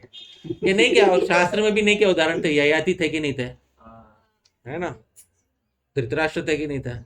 सीधी बात है। धृतराष्ट्र को बुढ़ापे में भक्ति प्राप्त हुआ जब विदुर ने गाली देके निकाला। अजामिल भी है, हाँ? तो हम क्यों हर बार भरत महाराज और ये सब बनना चाहते हैं, ऋषभ देव जैसे बनना चाहते हैं? Exceptions are not. हाँ, हम क्यों जनक महाराज, अम्बरीश महाराज, भरत महाराज बनना चाहते हैं? क्यों ना हम ययाति महाराज और अजामिल, ये सब के उदाहरण भी तो है ना शास्त्र में। समझ गए? ये गलत उदाहरण है क्या? सही उदाहरण है? Exceptions are not the rule. अरे वो सभी एक्सेप्शन ही है। कौन श्रीमद् भागवतम में कौन रूल है? सभी एक्सेप्शन ही तो है। पहले एक्सेप्शन बने वो तब जाके तो श्रीमद् भागवत में नाम आया उनका। तो हमारे जैसे ऑर्डिनरी होते तो हमारा थोड़ी नाम आता है भागवत में। समझ? हमारा तो नाम नहीं आया, जिनका नाम आया है वो सब एक्सेप्शनल केस ही है। चाहे वो अजामिल हो, नारद मुनि हो, सुखदेव गोस्वामी हो, जो भी हो, सब रूल है कि एक्सेप्शन है। सब एक्सेप्शन। हम तो कभी उसमें आने ही नहीं वाले, है ना? ना तो पत्ता ही कट है पूरा, है ना? तो जब अपने को पता है पहले से तो ठीक है ना यार, चलता है। समझ में? चलता है। तो स्टैंडर्ड इंडियन एटीट्यूड क्या होता है? चलता है। जितना वो खींच लो, बाद में देख लेंगे, है ना? राजपरी टू चलेगा ना? चलता है।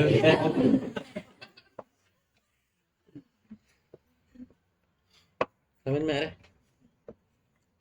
तो इसको कहते हैं भगवान निष्ठा चावकस्त्व अंतर अभिनिवेश। चावक कहते हैं गिराने वाला, भगवान की निष्ठा से गिराने वाला, कोई दूसरी चीज में हमारा मन लग जाना, ये होता है।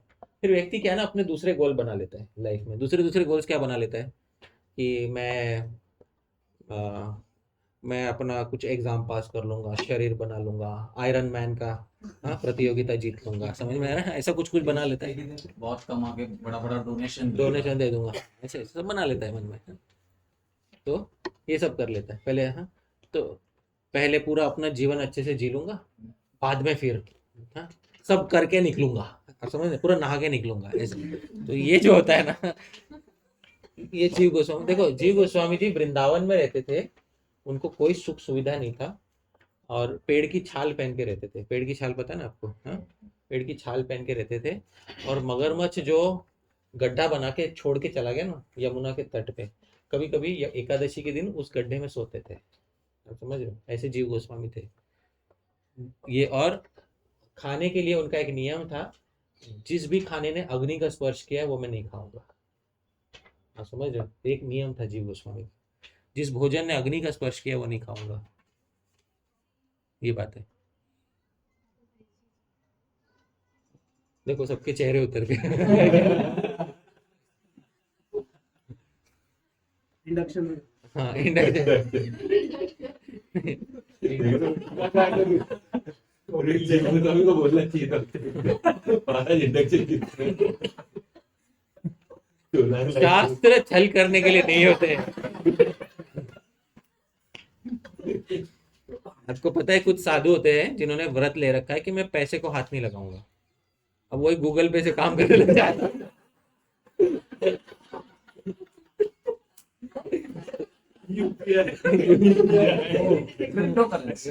ये छल कपट नहीं करना चाहिए, ये छल कपट नहीं करना चाहिए। तो शास्त्र छल करने के लिए नहीं होते हैं। वो तो पहले होते ना, जैसे भक्ति सिद्धांत सरस्वती ठाकुर ने व्रत ले, मैं पैसे को हाथ नहीं लगाऊंगा। आजकल तो साधु ऐसे व्रत भी नहीं ले सकते क्योंकि जैसे मोबाइल को हाथ लगा लिया, हाँ, सब पैसा इसी में ही है। तो अब इसका उदाहरण भी देते हैं, भरत महाराज का उदाहरण देते हैं। भरत महाराज का उदाहरण देते समय बताते हैं कि भरत महाराज ने सब छोड़ दिया था भगवान के भजन के लिए, भक्ति के लिए। वन में जाके उन्होंने भगवान की निष्ठा गिरा के दूसरी निष्ठा बैठा ली मन में। तो क्या निष्ठा? कि अरे पशु का पालन करना भी तो भगवान की सेवा है। समझ में आ रहा है? ये निष्ठा हृदय में बिठा के, हाँ। फिर उसके बाद क्या हुआ? उसके बाद जो हुआ वो हम श्रीमद् भागवतम में लिखा हुआ है। ऑल्दो ये भगवान की इच्छा से हुआ, क्योंकि भगवान एक एग्जाम्पल से दिखाना चाहते थे, इसलिए 1-2 जन्म एक्स्ट्रा हुआ। लेकिन वो इससे हमको एक उदाहरण मिलता है कि भैया धीरे धीरे भगवान की निष्ठा मन में गिर जाती है, फर्स्ट प्लेस पे हमारे लाइफ में भगवान छोड़ के कुछ और आ जाता है। तो ये उन लोगों ने जानना चाहिए जो नए नए जुड़े थे ना भक्ति में, जैसे हम IYF में थे। तो मेरे मन में तो सबसे पहले भगवान की प्राप्ति थी जब नया नया आया था, तभी। फिर 10 साल बीता, 15 साल बीता, फिर पता नहीं चलता ना वो कि फर्स्ट प्लेस से भगवान हटके कभी सेकंड पे आ गए, सेकंड से कभी थर्ड पे आ गए, फिर किसी पोजीशन पे रहे नहीं भगवान कुछ समय। फिर जब कोई बीमारी होती है या कभी कभी ऐसा रात को लगता है कि सांस रुक रही है, अरे भगवान समझ में आ रहा है, तब जाके याद आता है, अरे हाँ तो ऐसा होने लगता है। तो इसीलिए भगवान को भगवान की निष्ठा से गिरा देने का काम यहाँ पर होता है। अच्छा, और चौथा भक्ति शैथिल्यम। भक्ति शैथिल्यम मतलब भक्ति में शिथिलता। शिथिलता मतलब ढीला हो जाना, भक्ति का ढीला हो जाना। उससे बोलते हैं ये न आध्यात्मिक आदि दुख सुख निष्ठैव उल्लसति। बोलते जिससे उससे होता क्या है कि भौतिक संसार के सुख दुख में बहुत इन्वॉल्व हो जाता है। हाँ, मुझे ये सुख मिल गया, मुझे वो मिलना चाहिए, अब और ये मिलेगा, कल को और ये करूंगा। आप समझ रहे हो? हाँ, भौतिक संसार के सुख दुख में इन्वॉल्व हो जाता है। भगवान के विषय में उसका सोचना बंद हो जाता है, लगभग बंद हो जाता है। हाँ, भगवान ठीक है, वो था एक समय में बहुत इमोशनली मैंने ज्वाइन कर लिया था, आप समझ रहे हैं। हाँ, आज मैं थोड़ा और प्रैक्टिकल आदमी हूँ, आप समझ रहे हैं। ऐसा सोच के वो धीरे धीरे इससे दूर होता जाता है। और फाइनल है स्वभक्त्यादिकृत मानित्वम इति एवं आदिनी। और जितना थोड़ा बहुत भी भक्ति किया है, मतलब इतने साल तो किया, बाद में हाँ छोड़ दिया, जो थोड़ा बहुत भी किया उसका भी अभिमान जीवन भर रहता है। अरे तुमको कोई नया भक्त को देखता है, अरे तुमको पता नहीं मैं क्या क्या किया, मैंने क्या क्या किया है। समझ में आ रहा है? हाँ, 64 राउंड किया था। ये सबसे कुछ नहीं होता। समझ में आ रहा है? मन में तो ये बोलना तो ये चाहता है कि ये सबसे कुछ नहीं, पर ऐसा डायरेक्टली नहीं बोल सकता। समझ में आ रहा है? डायरेक्टली उसको तुरंत गिरा नहीं सकता। हाँ, नए भक्त को देख के। तो आप कभी कभी मतलब साधना वीक हो जाती है, साधना वीक भी हो जाती है और बाकी के सुख दुख में मन ज्यादा लगने लगता है। और फाइनली ये होता है कि भाई पहले की हुई भक्ति पे या थोड़ी थोड़ी भक्ति की है ना, उस पर बहुत अभिमान होने लग जाता है। कभी कभी आप लोग, जैसे मैं IYF में था, नया भक्त था, हम लोग ट्रेन से जाते थे वृंदावन। अभी भारतीय लोगों की आदत क्या है, ट्रेन में जब कोई नॉर्मल शर्ट पैंट वाला रहेगा उससे तो कुछ नहीं बोलेंगे, कोई धोती कुर्ते में साधु दिख गया तो तुरंत उनके अंदर का साधु जाग जाता है। आप समझ रहे हैं? ऐसे भारतीय लोग होते हैं। इंडियन लोगों की ये गंदी आदत रहती है कि अनसोलिसिटेड ओपिनियन देने लग जाते हैं। हाँ, खासकर जब कोई सामने वाला, हाँ, कोई थोड़ा साधु के वेश में हो, तिलक विलक लगाया हो। हाँ, तो मैं एक बार ऐसे ही, मैं IYF में था, मैं ऐसे ट्रेन में बैठा था, तो एक व्यक्ति ऐसे आके बोला, हमें जप कर, माला जप कर रहा था, तो मैं मुझको बोलता है, तू मन का क्या फेर है, तो मन का फेर। समझ में आ रहा है? हाँ? मन का कहते हैं मोती को। हाँ, तो माला का मोती मोती क्या फिरा रहा है, तो मन का फेर, तो मन में जप। तो मैं भी सीधा आदमी, मैं भी तो कौटिल्य तो था ही पहले से, है कि नहीं? मैं भी सीजन्ड आदमी था, तो मैंने बोल दिया तो मन का क्या फेर है, तो मन का फेर है, ऐसे मैंने उसको ऐसा बोल दिया। अपने को बताया था बाकी लोग थे ना, हाँ, सब बाकी लोग, अपना प्रेस्टीज भी तो डिफेंड करना पड़ता है ना। हाँ, ऐसे सुन के तो नहीं ले सकते हैं। हाँ, बचा मारा मारी हाँ, सुन के नहीं लेते ऐसे, तो मन का मन है, तो मन का क्या फेर है, तो मन का फेर है।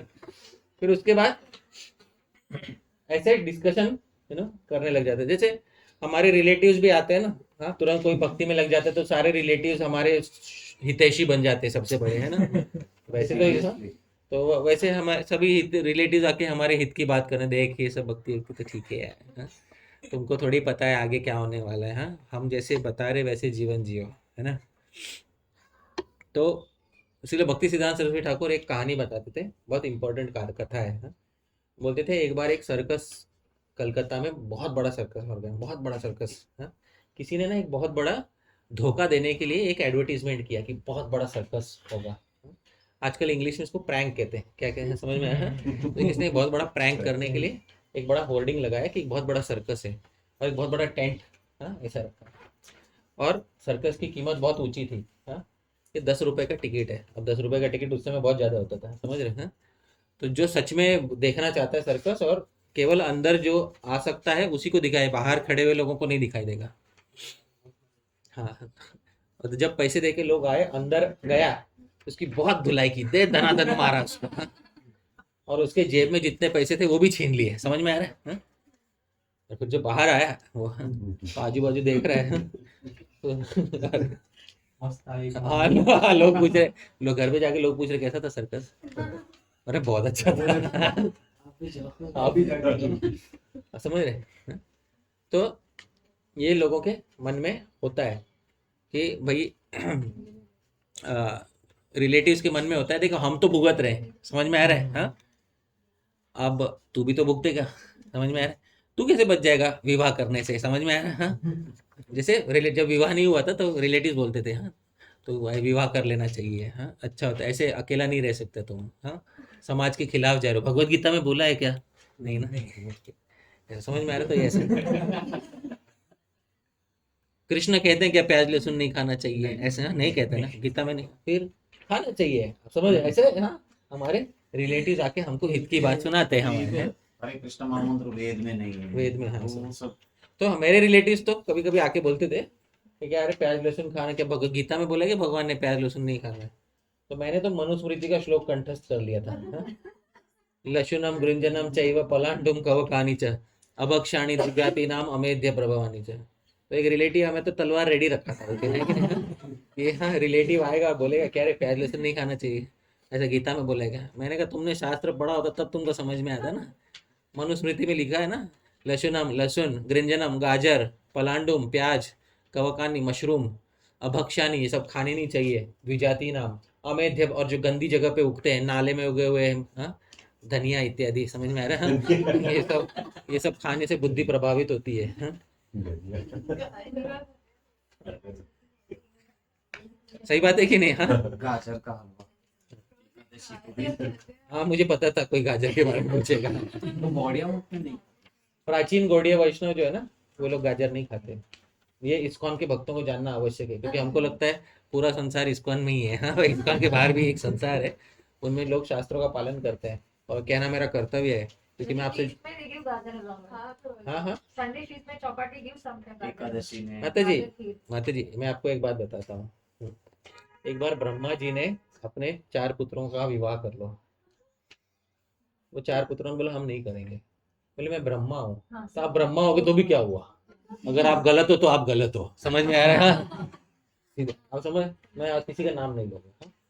जो है, जो सही है शास्त्र के हिसाब से सही है, जो नहीं करना चाहिए वो नहीं करना चाहिए। अब कोई कर रहा है वो अलग बात है, वो सोचने का विषय है। कभी कभी बड़े व्यक्ति, बड़ी संस्था भी कुछ ऐसा कार्य करते हैं जो कदाचित शास्त्र में नहीं होगा, तो ये पर हम उनके अच्छे कार्यों को देखना चाहिए, आप समझ रहे हैं, हाँ? जैसे कोई भी इस्कॉन का मंदिर है, हम केवल गाजर का हलवा नहीं देखना चाहिए हमको, साथ साथ जो दे रहे हैं वो, हाँ, बाकी के प्रसाद पे नजर रखनी चाहिए।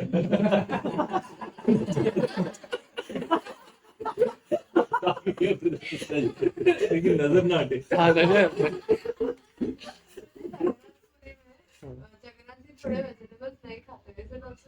हाँ, जगन्नाथपुरी में जो सब्जी नहीं खाते ना भगवान, वो सब सब्जी नहीं खाते।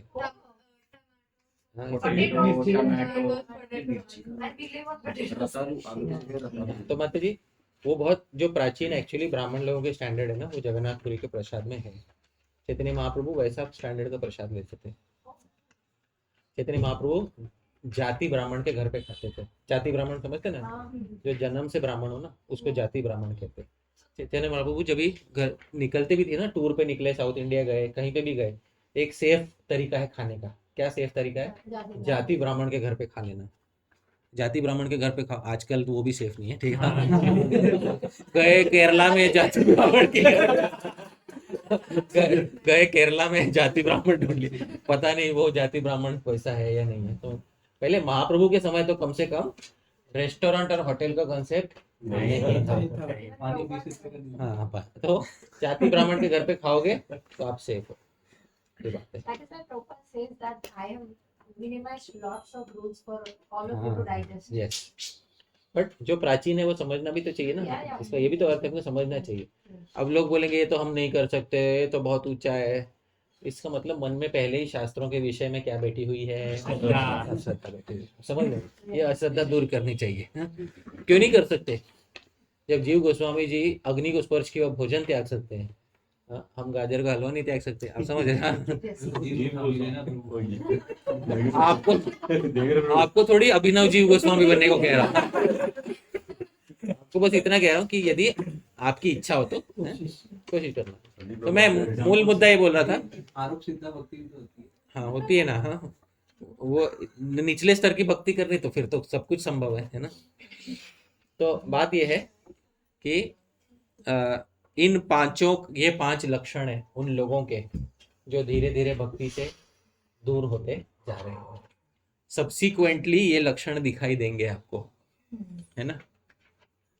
जो थर्ड पॉइंट भगवान की निष्ठा से हटके दूसरी निष्ठा में लग जाना। उसके अंदर बहुत सारे जो भक्त होते हैं, अपनी जो फिलोसफी डिस्कस करते हैं, जो ब्रह्मवादी और शून्यवाद भी है, तो वो फिलोसफीज भी जो उसके बदले में रिप्लेस होती है, तो that basically counted in the third. हाँ, उसमें क्या होता है, किसी किसी को लगता है भक्ति तो बहुत सेंटिमेंटल काम है, रियल अध्यात्म जो है वो निर्विशेषवाद में। समझ में आ रहा है? हाँ, फिर धीरे धीरे उसकी कुटिलता तो भर गई, भक्ति के शास्त्रों में अश्रद्धा भी बैठ गई, स्टेप 2 हो गया। फिर भगवान के विषय में निष्ठा हट जाती है, ब्रह्म निष्ठा मन में बैठ जाती है, ब्रह्म सब कुछ है। अच्छा, ब्रह्म अगर सब कुछ है तो फिर रस कैसे अनुभव करोगे? सबसे बड़ा प्रश्न ये उठेगा फिर, क्योंकि ये रूप गोस्वामी का रामबाण है उसके खिलाफ। आप समझ रहे हो? हाँ, जो ब्रह्म का अनुभव करेगा उसको रस कहाँ से मिलेगा? तो उसका जवाब नहीं है। शून्यवादी तो बहुत होता है, बुद्धिस्ट होता है, वो तो भगवान में ही नहीं मानता, वेद में नहीं मानता, तो नास्तिक है वो तो ये मानता बोल के नॉनवेज नहीं, वो तो उनमें भी कुटिलता आ गई है, वो तो उनमें भी कुटिलता आ गई है। उनके मूल सिद्धांतों में तो वो नहीं है ना। एग्जैक्टली, उनके मूल सिद्धांत में वैसे नहीं है। बौद्ध धर्म के मूल सिद्धांत, हाँ, एंटी नॉन वायलेंस है। बौद्ध धर्म इसलिए तो बना था कि वेद धर्म के विरोध में हो। आप समझ रहे हो? वेद का विरोध करने के लिए। हाँ, तो बौद्ध धर्म इसलिए है कि वेद का विरोध करने के लिए हो। अब देखो, जिसका विरोध करने गए थे उसी के संग हो लिए और विरोधी भी बने रहे। समझ में आ रहा है? हाँ, जो वेद का नहीं होता वो किसी का नहीं हो पाता। ये बात समझ में? जो वेद का नहीं होता वो किसी का नहीं हो पाता। हाँ, एक बहुत सिंपल बात है। पहले के लोग जब अधिकारी थे, पुलिस था, हाँ, स्टेट पुलिस बोलते हैं ना जिसको, हाँ, रक्षक, हाँ, तो पहले के रक्षक जब शास्त्र के अनुसार रक्षा करेंगे तब वो रक्षक बना रहेगा।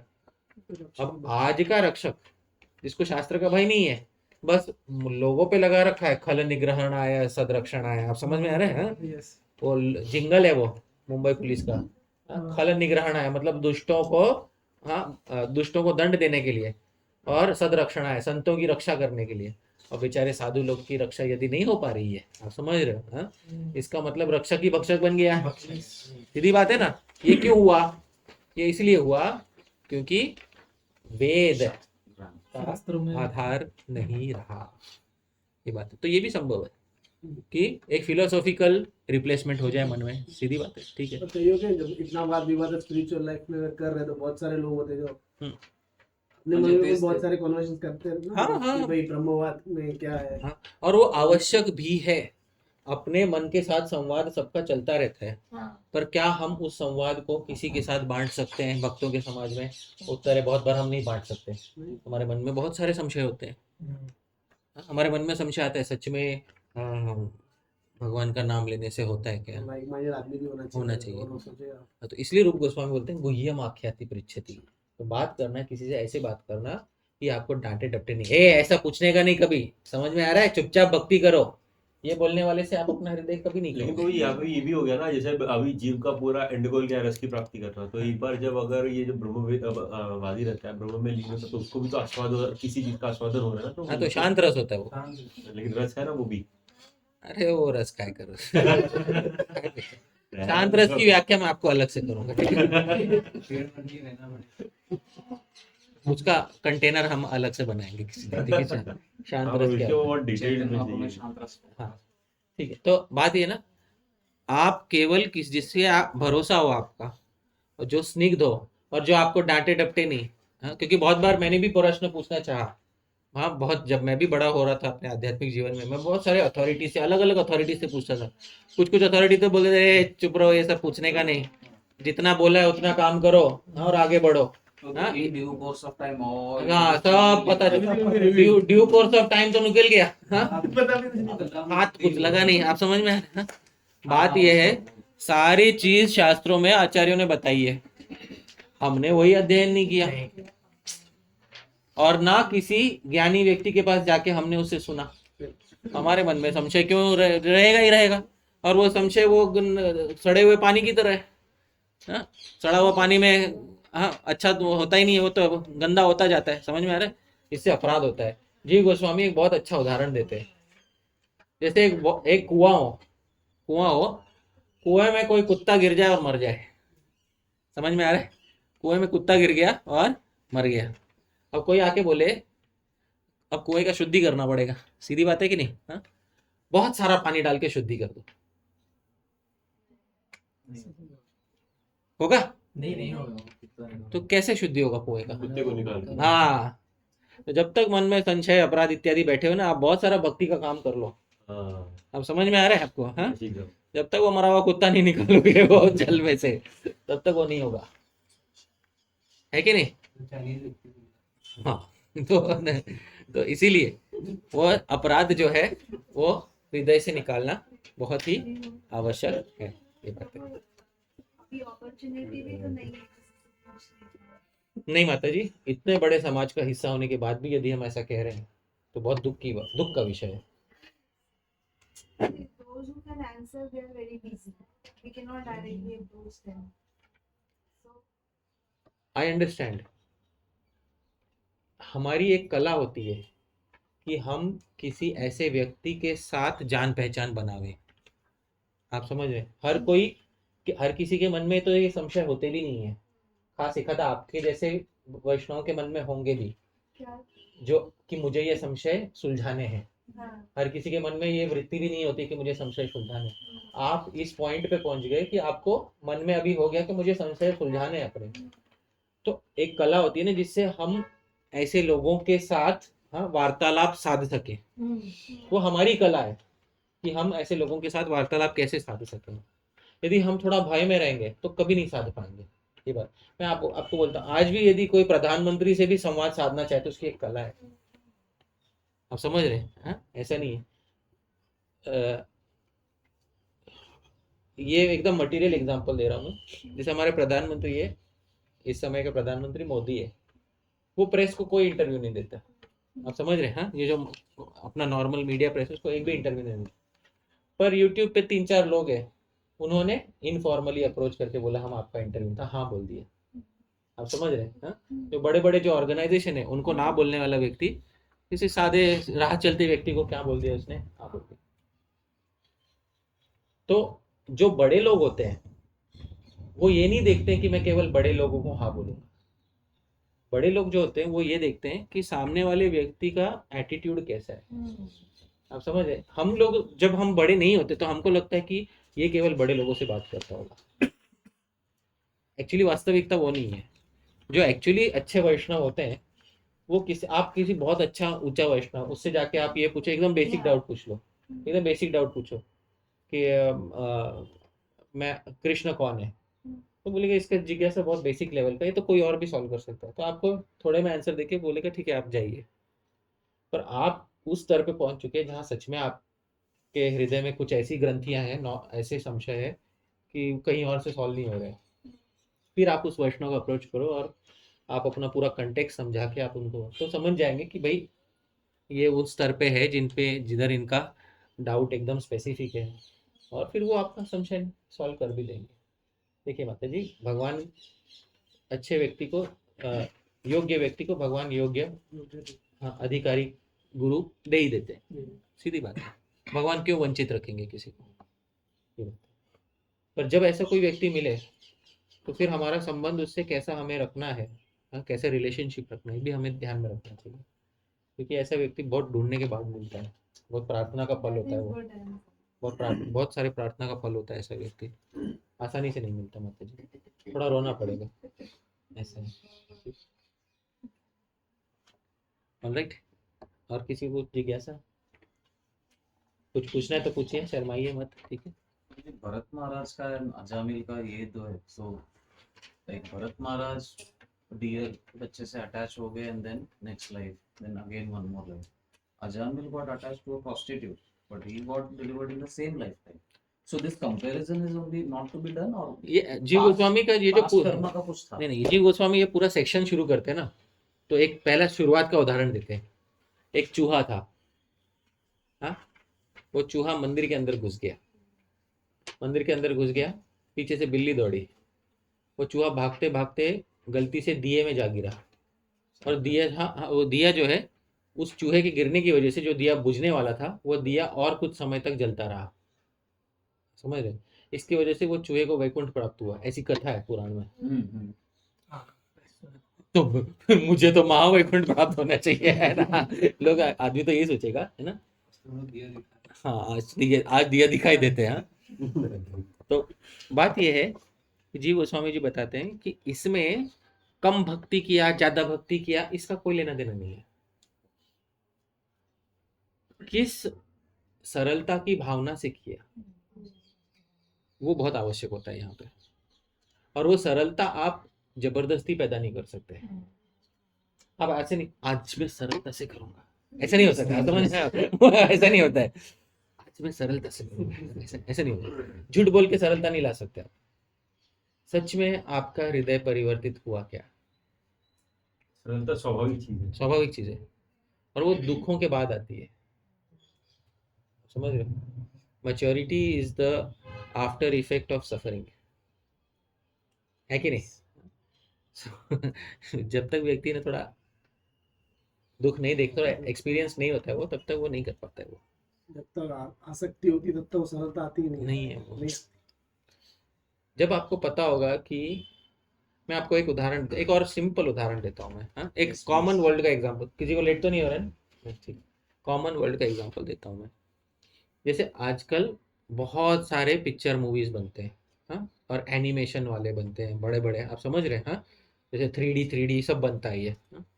अभी कोई व्यक्ति गांव का हो, एकदम गांव का व्यक्ति, उसने आज तक सिनेमा नहीं देखा, उसको पहली बार आप एक ऐसे पिक्चर में ले जाओ जहाँ एकदम पूरा स्पेशल इफेक्ट्स और ये वो सब है उसके अंदर, बेचारा उसकी आंखों से आंसू आ जाएंगे, मतलब बोले वाह, मैं तो कि हाँ सच में। अगर उसको ऐसा रामायण दिखाओ जिसमें इतना सब स्पेशल इफेक्ट्स हो, अच्छा किया हो, तो आंखों से अश्रु आ जाएंगे, बोले वो सच में मैंने भगवान राम के दर्शन हो गए मुझे। है कि नहीं। अच्छा, वहीं पे आप किसी दूसरे मूवी के डायरेक्टर को जाके बिठा दो, बोले ये तो कुछ नहीं, मुझे पता है इधर ग्रीन स्क्रीन लगाया हुआ है, आप समझ रहे हैं, हाँ? इधर दोष नहीं है। हाँ फोकस किया हाँ, इधर लाइट मारा है इसलिए ऐसा दिख रहा है भगवान राम, समझ में आ रहा है। हाँ समझ में आ रहा है। अब मुझे ये बताइए, वो जो डायरेक्टर है और वो जो गांव से आया हुआ आदमी है, किसका एक्सपीरियंस ज्यादा ब्लिसफुल है? समझ में आया क्या फर्क है दोनों में? सरल। हाँ, इग्नोरेंस बोल सकते हो आप उसको इग्नोरेंस बोलते हो, जिसको आप इग्नोरेंस बोलते हो,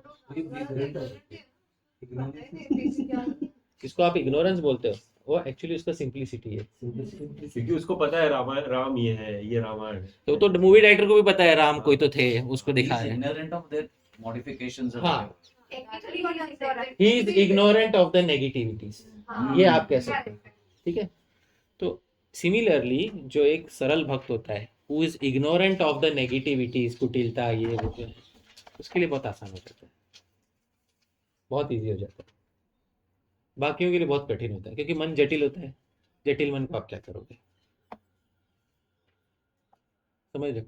जटिल मन को कैसे करें, सीधा कैसे करें, इसका उत्तर दो तो हमारी कक्षा सफल होगी। कॉम्प्लिकेटेड माइंड को सिंपल कैसे करें, इसका उत्तर दो तो आज की कक्षा सफल हो जाएगी। अब होमवर्क में अगर मैं ये बोलो, कुछ तो ऐसा चीज़ बताओ जैसे हमारा कॉम्प्लिकेट, हम शहर में रहने वाले लोग हैं, हम तो गांव के हैं नहीं कि बोल दिया भगवान राम थे तो हाँ भगवान राम थे, और यू नो इतना सब हमको कथा सुना दिया तो हम तुरंत अश्रु आ जाए हमारे आँख में। इतने सरल हम हैं नहीं। हम जैसे जटिल लोगों के लिए सरलता का उपाय क्या है? That's why more honesty suffering is in the भगवान के भक्तों के पास। city. That's why more suffering is in the city to make us more simple. Down to earth. Even इतना सफरिंग होने के बाद भी हमारा मन तो जटिल ही है ना। ऐसा तो नहीं है कि इतना सफरिंग लेने के बाद हम सरल हो रहे हैं, हम तो उल्टा और जटिल हो रहे हैं, है ना। शुद्ध भक्तों से सुनो। साधु संघ में जाके ऑनेस्टी। शुद्ध भक्त के सामने जाते हुए भी हम सोचते हैं तो इमोशनल व्यक्ति छोड़ो ना, हम वैसे नहीं बन सकते। कोई संडे पूरे वीक का आपने प्रैक्टिस आप कितना भी कर लो, Ignoring others' faults. Sir they Focusing on फिर oneself. भगवान से मैं आपको अब वो रामबाण उपाय बताता हूँ जो ध्यान से सुनिएगा। मन जो है ना, कितना भी जटिल हो, मन एक वस्तु का भूखा होता है, प्रेम, रस। एक वस्तु का भूखा होता है मन, किस चीज का भूखा होता है? किसी तरह से यदि मन को समझ में आ जाए कि भगवान के विषय में अगर रस प्राप्त करना है तो सरल बनना पड़ेगा, और एक बार उसको अनुभव हो जाए, उसको एक्सपीरियंस हो जाए उसको कि वो रस कैसा है, फिर जैसे एक बार व्यक्ति शराब पी लेता है तो दूसरी बार शराब पीने के लिए कुछ भी करेगा वो, आप समझ रहे हैं? वैसे वो मन एक बार रस चख लिया उसने, उसके बाद दूसरी बार चखने के लिए वो कुछ भी करेगा, कुछ भी करेगा। वो बोलेगा मैं सरल बन जाऊंगा। जो सब शहर में वो सब झूठा था, सब झूठा था, जो शहर में सीखा सब झूठा था, मैंने समझ में आ रहा है? ऐसा मन बोलेगा। मन आपकी तरफ से बात करेगा। आज मन आपके खिलाफ बात कर रहा है, समझ में? आज मन भक्ति के खिलाफ बात करता है। आपको चाहिए कि मन आपके साइड में आके बात करे, तो वो तब होगा जब मन को एक लालच दिखाई देगा, और वो लालच क्या है? उसका अनुभव होना होगा। एक्सपीरियंस के बिना नहीं मानेगा। आप लाख तर्क दे दो उसको, आप समझ रहे हैं? पहले के लोग इतने अच्छे थे, पहले के लोग कितना ज्यादा दिन जीते थे, पहले के लोगों का स्वास्थ्य कितना अच्छा था, इसलिए भक्ति करो। दैट मैं स्वास्थ्य बिगाड़ के भक्ति छोड़ूंगा, समझ में? हाँ, मन ऐसा है, सही बात है कि नहीं? हाँ, मैं स्वास्थ्य बिगाड़ लूंगा लेकिन पिज्जा खाऊंगा, समझ में आ रहा है? हाँ, यही तो मन है ना, सीधी बात है। खाने पीने में मन नहीं सुनता, आपको लगता है भक्ति में सुनेगा? हाँ?